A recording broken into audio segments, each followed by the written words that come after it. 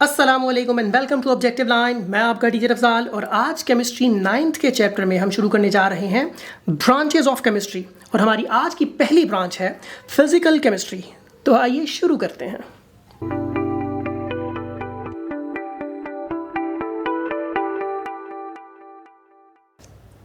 अच्छा जी, physical chemistry क्या है इसको समझने के लिए एक एग्जांपल देखते हैं। फर्स्ट कीजिए कि हमारे पास ये पानी है और हम जानते हैं कि पानी का जो केमिकल फार्मूला है H2O है। कोई भी मैटर पानी हो या पानी के अलावा कोई भी मैटर रूम टेम्परेचर क्या है? जो नेचुरल टेम्परेचर हुआ करता है किसी भी इलाके का, किसी भी जगह का, उसे हम उसका रूम टेम्परेचर कहते हैं। मतलब एटमॉस्फेरिक टेम्परेचर जो है उसे रूम टेम्परेचर कहा जाता है। Normally 25 degree C room temperature कहलाता है।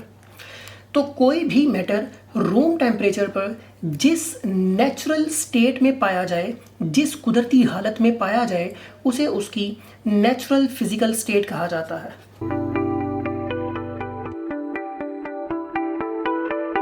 मिसाल के तौर पर रूम टेम्परेचर पर आयरन सॉलिड फॉर्म में पाया जाता है। हम कहेंगे कि आयरन की जो फिजिकल स्टेट है या नेचुरल फिजिकल स्टेट है वो सॉलिड है। रूम टेम्परेचर पर एयर, हवा जो है वो गैस की फॉर्म में पाई जाती है, तो हम कहेंगे कि गैस की जो नेचुरल फिजिकल स्टेट है वो गैस है। एयर की जो नेचुरल फिजिकल स्टेट है वो गैस है। इसी तरह पानी है, वाटर है, तो वाटर की जो फिजिकल स्टेट है, नेचुरल फिजिकल स्टेट है, वो लिक्विड है। तो कोई भी मैटर रूम टेम्परेचर पर जिस कुदरती हालत में पाया जाए वो उसकी नेचुरल फिजिकल स्टेट कहलाती है। अच्छा, अब फर्ज कीजिए कि हम इस पानी को हीट अप करना शुरू करते हैं। जब हम इसे हीट अप करना शुरू करें, जब हम इसका टेम्परेचर बढ़ाना शुरू कर दें, हम इसको गर्म करना शुरू कर दें, तो ऑब्वियसली ये वेपर्स में कन्वर्ट हो जाएगा, मतलब ये बुखारात में कन्वर्ट हो जाएगा। तो हम कहेंगे कि इसकी फिजिकल स्टेट जो है अब वो गैस हो गई है या वेपर्स हो गई है। पहले इसकी फिजिकल स्टेट क्या थी?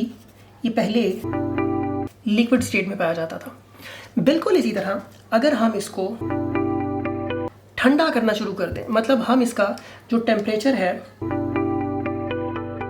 उसे कम करना शुरू कर दें, इसको ठंडा करके फ्रीजिंग के मेथड से, तो ऑब्वियसली ये कन्वर्ट हो जाएगा सॉलिड में।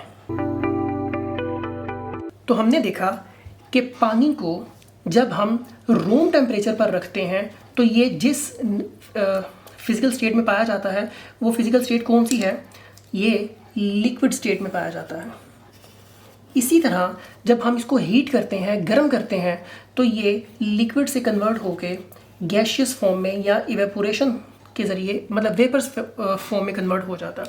इसी तरह जब हम इसको फ्रीज करते हैं, ठंडा करते हैं, तो ये सॉलिड फॉर्म में कन्वर्ट हो जाता है। अच्छा, जब पानी लिक्विड स्टेट में था उस वक्त इसका फॉर्मूला था H2O, मतलब इसकी केमिकल कंपोजिशन थी H2O। अगर हम इसको सॉलिड में कन्वर्ट कर दें, मतलब ठंडा करें, तब इसका फॉर्मूला क्या होगा? तब भी इसका फॉर्मूला H2O ही रहेगा। इसी तरह जब हम इसको गर्म करते हैं और ये वेपर्स में कन्वर्ट होता है या गैशियस फॉर्म में कन्वर्ट हो जाता है, उस वक्त भी इसका जो केमिकल फॉर्मूला है या इसकी जो केमिकल कंपोजिशन है वो H2O ही रहती है। इसकी केमिकल कंपोजिशन में कोई किसी किस्म की तब्दीली वाक़या नहीं होती। यहाँ से जो बात सीखने के लिए है हमारे लिए वो ये है कि किसी भी मैटर की केमिकल कंपोजिशन सेम रखते हुए हम उसकी फिजिकल स्टेट को चेंज कर सकते हैं। आई रिपीट कि किसी भी मैटर की, जैसे यहाँ पर पानी है हमारे पास जो कि एक मैटर है, मैटर को हमने डिस्कस किया था पिछली वीडियो में। अगर आप नहीं जानते तो उस वीडियो को ज़रूर देख लीजिए, आपको इसका आइडिया हो जाएगा। अच्छा, अब ये मैटर हमारे पास जो इस वक्त पानी की शक्ल में है, इसकी केमिकल कंपोजिशन H2O है और ये लिक्विड, इसकी जो फिजिकल स्टेट है वो लिक्विड है। अगर हम इसको ठंडा करना शुरू कर दें तो ये सेम केमिकल कंपोजिशन के साथ सॉलिड में कन्वर्ट हो जाएगा, और अगर हम इसको गर्म करना शुरू कर दें तो इसकी केमिकल कंपोजिशन तो सेम रहेगी लेकिन इसकी फिजिकल स्टेट जो है वो चेंज हो जाएगी। यहाँ से एक बात हमें समझ में आती है कि किसी भी मैटर की जो केमिकल कंपोजिशन है वो सेम रखते हुए उसे चेंज किए बगैर हम उसकी फिजिकल स्टेट को चेंज कर सकते हैं। इसका मतलब ये है कि किसी भी मैटर की जो फिजिकल स्टेट्स हैं वो उसकी कंपोजिशन पे डिपेंड नहीं करती। आई रिपीट कि किसी भी मैटर की जो फिजिकल स्टेट है वो उसकी कंपोजिशन पर डिपेंड नहीं करती। अच्छा, उसके बाद ये जो मैटर है इन तमाम फिजिकल स्टेट्स में इनकी कोई ना कोई प्रॉपर्टीज़ भी होंगी। मिसाल के तौर पर हम यहाँ पर दो मेन प्रॉपर्टीज़ को डिस्कस करेंगे।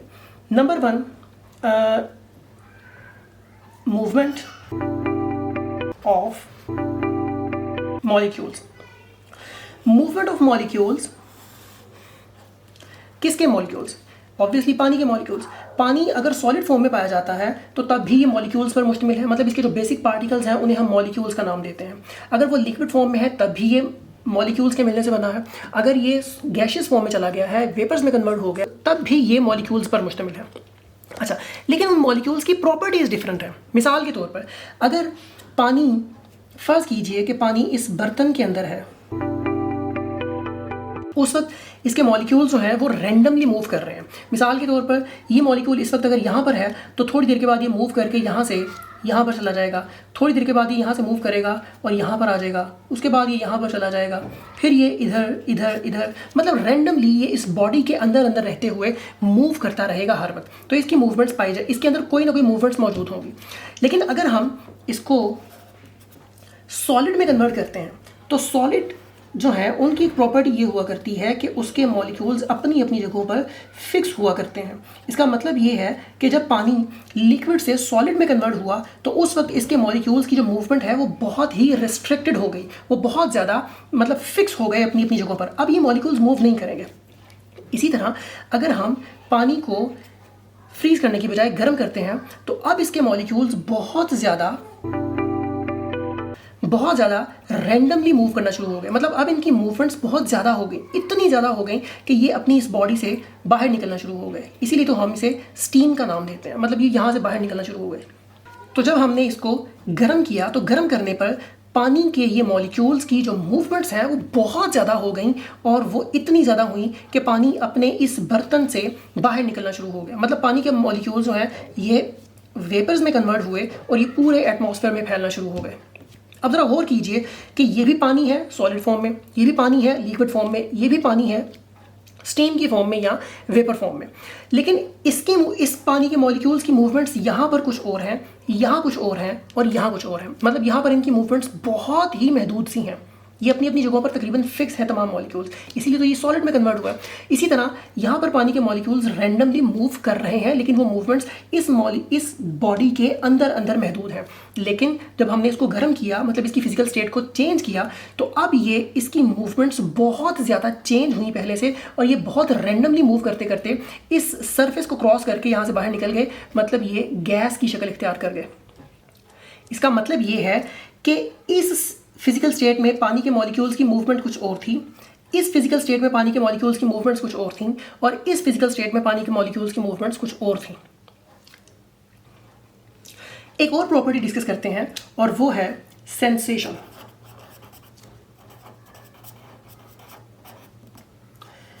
फॉर एग्जाम्पल, अगर मैं इस फिजिकल स्टेट में, जो कि सॉलिड फिजिकल स्टेट है जिसे हम आइस का नाम देते हैं, अगर इस फिजिकल स्टेट में मैं पानी को टच करूंगा तो मुझे कूलिंग का एहसास होगा। लेकिन अगर मैं इस फिजिकल स्टेट में, जो कि लिक्विड स्टेट है, अगर इसमें मैं पानी को टच करूंगा, पानी की बॉडी को टच करूंगा, तो मुझे कूलिंग का एहसास होगा, लेकिन बहुत कम इसके मुकाबले में। इसी तरह अगर मैं इस वेपर फेज में जो पानी है, अगर मैं इसको टच करता हूं तो यकीनन मुझे हीटिंग का एहसास होगा, मतलब हॉटनेस फील होगी मुझे। इसका मतलब क्या है? अब इसका मतलब ये है कि देखें, ये प्रॉपर्टीज थी मूवमेंट्स और इसका टेम्परेचर।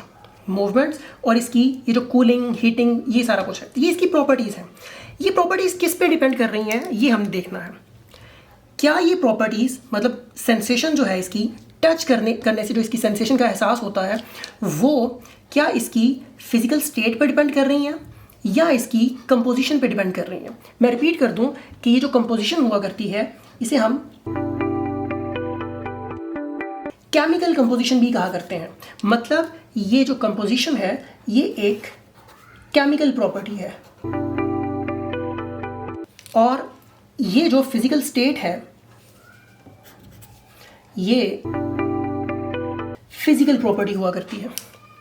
अब ये जो प्रॉपर्टीज हैं, कूलिंग, हार्डनेस, इसी तरह कलर वगैरह वगैरह, ये सारी की सारी प्रॉपर्टीज फिजिकल प्रॉपर्टीज हुआ करती हैं। अब ये फिजिकल प्रॉपर्टीज किस पे डिपेंड कर रही हैं? सॉरी, यहां फिजिकल स्टेट आना था। फिजिकल प्रॉपर्टी ये है।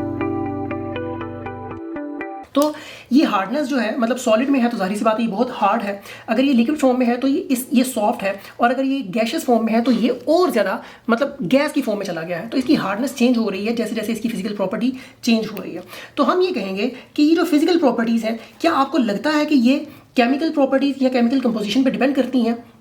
अगर ऐसा है तो देखते हैं इसको। देखें, यहाँ इसकी केमिकल कंपोजिशन क्या थी? H2O। यहाँ केमिकल कंपोजिशन क्या है? H2O। यहाँ केमिकल कंपोजिशन क्या है? H2O। तो केमिकल कंपोजिशन तो चेंज हो ही नहीं रही। अगर चेंज हो रही है तो वो क्या चीज़ चेंज हो रही है? फिजिकल स्टेट चेंज हो रही है।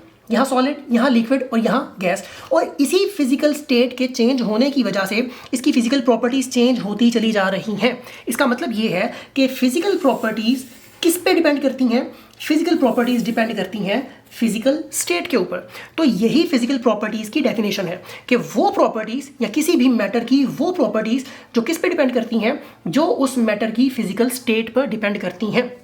I repeat, the properties that depends on the physical state of matter are called physical properties.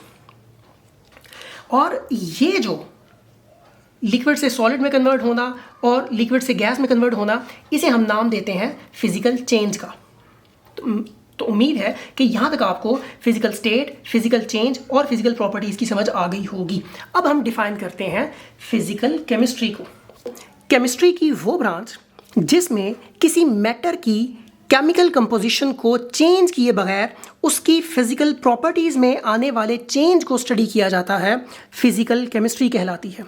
I repeat, chemistry की वो ब्रांच जिसमें किसी मैटर की केमिकल कंपोजिशन को चेंज किए बगैर उसकी फिजिकल प्रॉपर्टीज़ में आने वाले चेंज को या तब्दीली को स्टडी किया जाए, फिजिकल केमिस्ट्री कहलाती है। अब हमें मालूम है कि केमिकल कंपोजिशन को चेंज किए बगैर फिजिकल प्रॉपर्टीज़ को कैसे चेंज किया जाता है? By changing it's physical state. तो उम्मीद है कि आपको आज का ये लेक्चर समझ आया होगा। अगर आपको आज का ये लेक्चर पसंद आया है तो इसे लाइक कीजिए, अपने दोस्तों के साथ शेयर कीजिए, इस चैनल को सब्सक्राइब करें और बेल आइकॉन को ज़रूर प्रेस कीजिए। साथ ही साथ अगर आपके माइंड में कोई सवाल है तो कमेंट सेक्शन में हमसे ज़रूर पूछिए, हम आपके तमाम सवालात के जवाब देंगे। हमारे फेसबुक पेज को लाइक कीजिए और बहुत जल्द आपके साथ व्हाट्सएप नंबर भी शेयर किया जाएगा। अगली वीडियो तक के लिए इजाज़त दीजिए। अल्लाह हाफ़िज़।